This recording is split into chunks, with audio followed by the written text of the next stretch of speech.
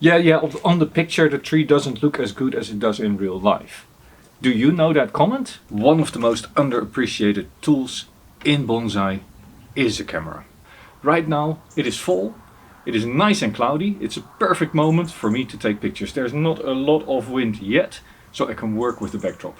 In this video I'm going to show you how I take pictures of my bonsai, what you can do with your settings. I'm using a camera with a fairly big lens for it. You don't have to, you can also do it in your cell phone. I'm going to look at what lens I use and why and how it affects the pictures that you take, and I'll look at a few of the settings on my camera and what you can do to take better pictures yourself. Let's dive into this. Taking pictures of your trees helps you in a couple of things. First, of course, very easily, it helps you track the development of your tree over time. At some point you look at your tree and you're wondering, is it actually developing? That's where pictures come in play. You have a bonsai tree, it develops from year to year to year, and you might forget at a certain point how much your tree has developed over the years. Particularly once you have the basic silhouette down and you're only working on refinement, it is easy to forget how much your tree has developed. Therefore, I take pictures of all my bonsai. I try to do this twice a year. Once when there's leaves on it and once in winter after all the maintenance is done. And number two, of course, is checking whether your bonsai is properly styled. The problem that we have as humans with our eyes, we have a 3D vision. So we can tell that this branch is in the back and this branch is in front, this is on the side and sits in between these two branches. The perception of depth really helps our eyes to correct anything that looks odd. So that's a second reason for taking pictures, and you do this particularly in winter because then most of the leaves are gone. You can really see the structure. You then work on your tree, you can take a picture again, compare the before and the after, and you'll see, hey, it has improved. I've taken the mistakes out of my bonsai tree. And although that's an interesting topic in itself, it's not the topic of this video. This video is about how to take pictures. What you notice in my videos, I always have a backdrop. Why do I do that? Well, because then you focus on the tree, you focus on me, maybe. You don't focus on what's happening in the background. If I take this backdrop away, then all of a sudden this tree becomes a lot less clear. Let's do that.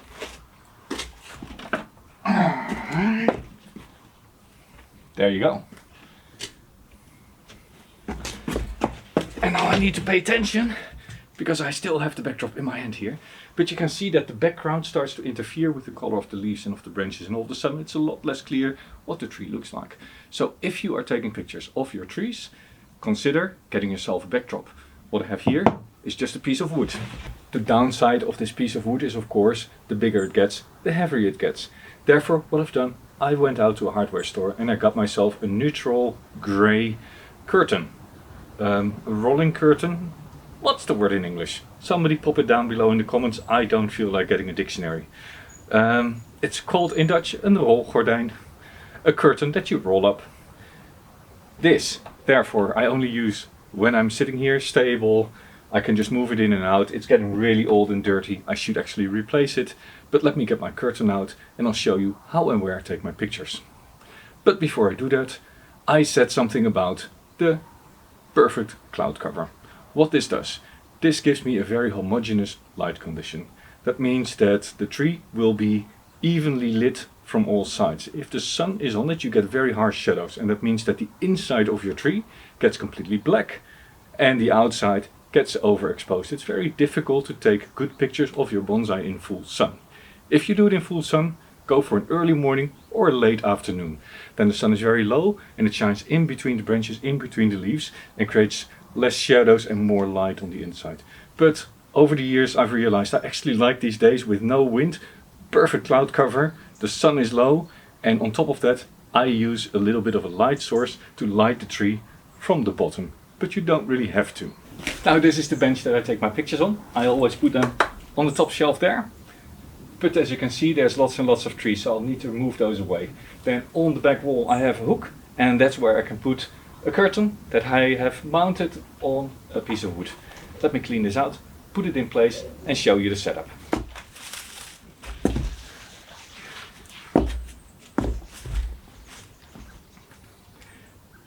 This is a trident maple that I have not repotted, and this is the trident maple that I repotted a few weeks ago. Look at the difference in fall color. This is really decided it's not worth my while anymore this year. I'm just going to go dormant and I'll see you next year. And this is still happy, although color is coming in.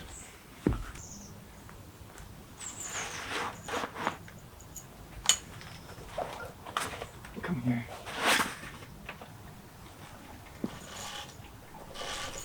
This is also getting old.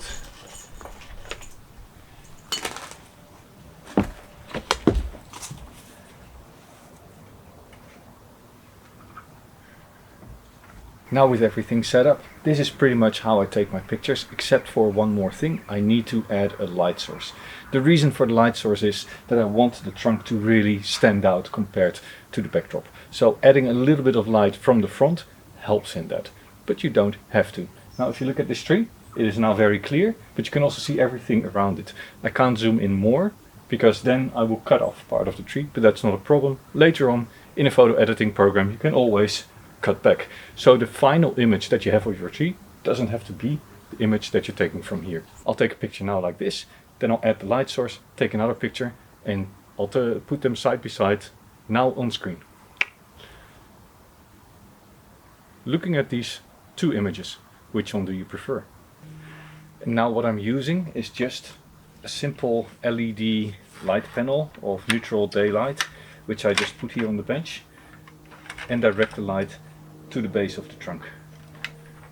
You see the difference in how you can see the trunk? Of course I could put it like this, but then the camera would also see it.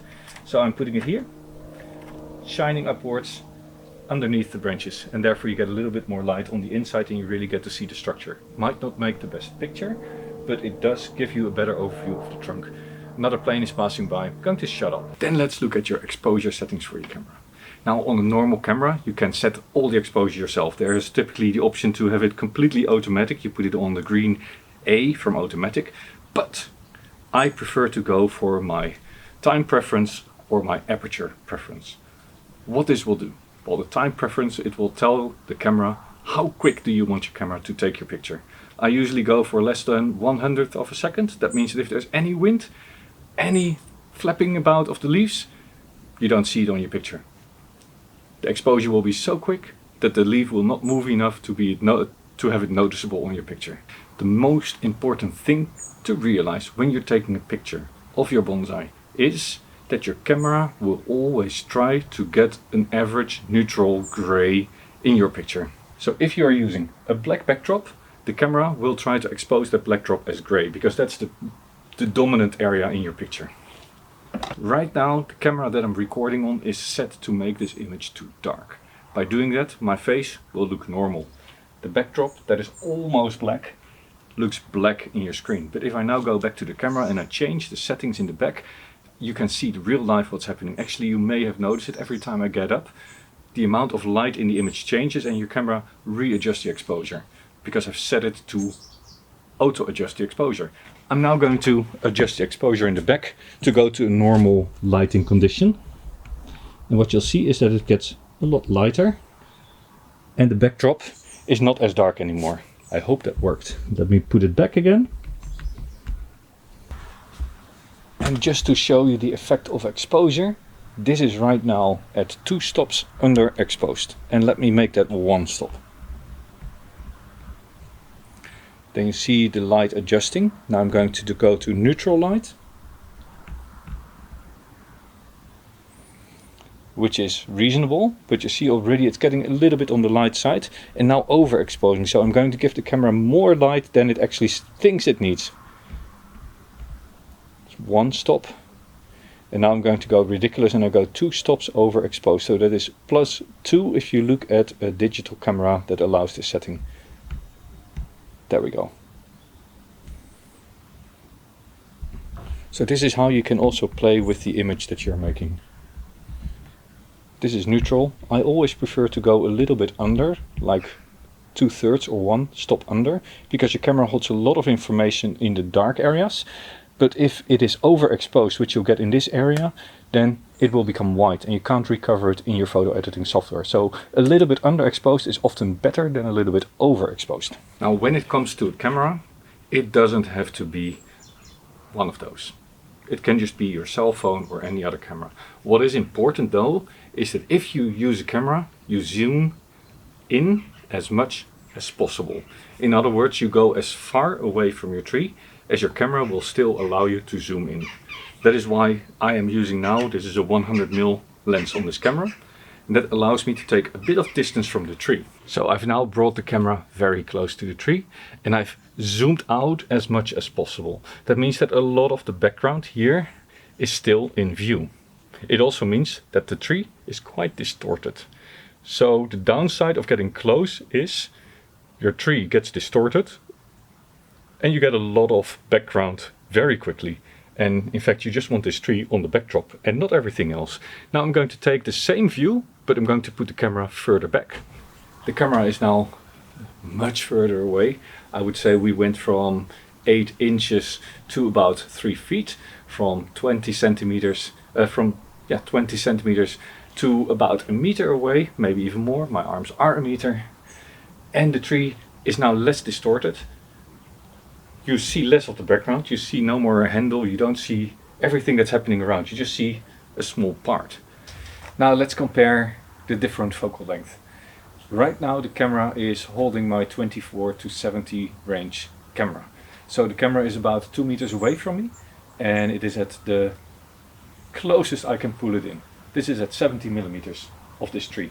Then I'll take one at 24 millimeters and after that I'll switch to my other lens and show you what 100mm can do. And I'll put those side by side as well. And you can once again tell me, what do you prefer? So the more you zoom in, the less clutter in the background and the more you can focus on the tree. And actually by opening the lens more and taking a longer lens, also the background gets more blurred. So you don't see as clearly what the background is, you just get it as a neutral backtone. This light helps to just light up the trunk in itself. And it's pretty much all you need to know. This diffuse sunlight is really nice for getting a nice balanced overall without overexposed top of the branches, underexposed bottom of the branches. So this weather is actually really cool. A few hours later, sun has come out, wind has picked up as well, the leaves are dropping faster now and the tarp is moving. But look at this, look at the contrast and look how the trunk now looks. It is a very different image from the image that I was taking before. And I'll take a picture and I'll also again put these up side by side with the sun or just in a cloudy environment. So you can really decide what you prefer. Yeah, that's pretty much it. I'm going to abuse the fact that it is nice, calm, fall weather. What you notice, the camera is standing there without me holding it. I'm using a tripod. I'm also using a tripod when shooting pictures. Not so much for the camera shake, because I'm using a fast exposure. No, it is more that I can just put the camera at the right height, so that it can look on top of the pot a little bit. So the lens of the camera is a little bit higher than the pot, so you can see the base of the tree really well. And I can just move it backwards and forward, and I can just drop it whenever I'm done with the picture. I don't have to put my camera away in the dirt or the water. So that's why I'm using a tripod. It is a bit more work when framing, because you need to move it back and forth, but it does work a lot better. Anyway, I think this is a nice introduction into taking pictures of your bonsai. This was Jelle. Keep growing bonsai and take those snaps.